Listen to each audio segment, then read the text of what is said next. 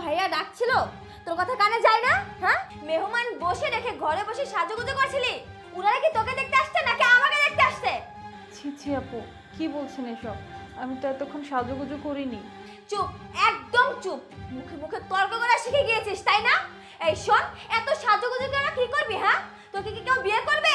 তোকে তো বিয়ে করলে সেই রাজমিস্ত্রি বিয়ে করবে, এছাড়া তো কোনো উপায় নেই তোর।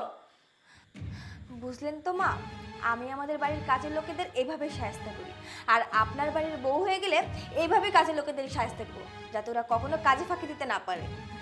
হ্যাঁ মা, কাজের লোকদের এইভাবেই শায়েস্তা করতে হয়। আর লিজা, তোকেও বলি, তোকে গতকালই বলে রেখেছিলাম আজকে আমাদের বাসায় মেহমান আসবে, তুই তাদের খেদমত করবি, চা বানাবি, বিস্কিট দিবি। সেটা না করে তোকে খুঁজে পাওয়া যাচ্ছে না। কোথায় ছিলি তুই? আরে ভাইয়া, তুমি এখনো বুঝতে পারছো না? ও যেই দেখেছে মেহমান এসেছে আমাকে দেখতে, সেই সুন্দর করে সাজুগুজু করে পরিপাটি হয়ে তারপর এখানে আসছে, ওনারা যাতে আমাকে রেখে ওকে পছন্দ করে। না না, ছি ছি আপা, এগুলো কি বলেন? আমি আসলেই সাজুগুজু করিনি। আর আমি চাই আপনি ভালো ঘরে বিয়ে হোক, আর আমি মন থেকে দোয়া করি আল্লাহ যেন আপনাকে সুখী করেন। হইছে হইছে, থাক। তোর দোয়া আমার লাগবে না, আর তোর মতো কাজের মেয়ের দোয়া এমনিতেও আমার কাজে আসবে না, বুঝতে পারছিস? আমার না যে রূপ আর সৌন্দর্য, এইটা দেখেই আমার ভালো করে বিয়ে হবে। কি ব্যাপার তানহা, তুই আন্টিদের সামনে লিজার সাথে এত খারাপ ব্যবহার করছিস কেন? আন্টিরা কি মনে করবে? ভাইয়া, এই যে তোমার জন্য তোমার আশকারা পেয়ে পেয়ে এতটা মাথায় উঠে গেছে, আর আমি কি ওর মতো গেও ভূত নাকি যে মাথায় ঘুমটা দিয়ে চুপ করে বসে থাকবো? আচ্ছা মা, বলো তো তোমার দেরি হয়েছে কেন? আসলে আন্টি, ভাইয়া যখন আমাকে ডেকেছিলেন তখন আমি নামাজে ছিলাম।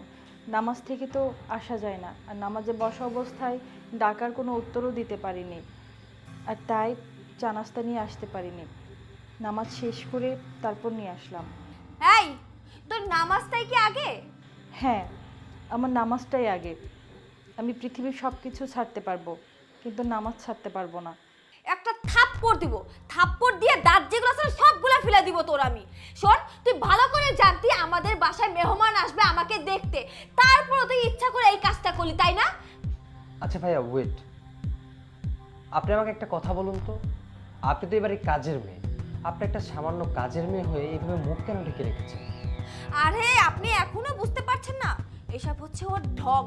কাজের মেয়ে এই বাড়ি থেকে ও বাড়ি কাজ করে সবসময় মুখ ঢেকে রাখে, যে ওর চূড়া তারপরে মুখ ঢেকে রাখছে। শোনেন, ও কি বলে জানেন? ও বলে কি, ও বিয়ের পর ওর স্বামীকে শুধুমাত্র মুখ দেখ